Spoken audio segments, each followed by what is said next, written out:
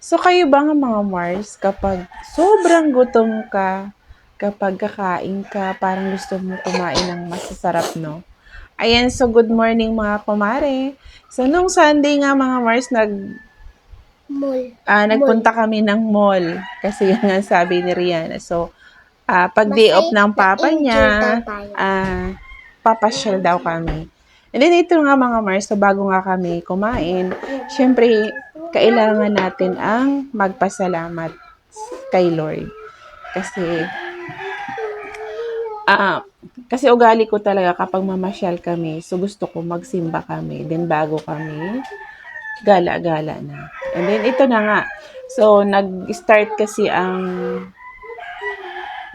misa ni Father ay 12 hanggang 1. So then pagkatapos, ang ginawa na namin mga Mars, so kakain na syempre, 'di ba?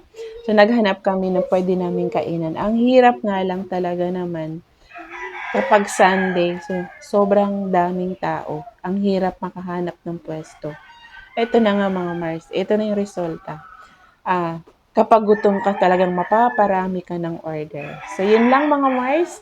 Happy Sunday. Bye-bye.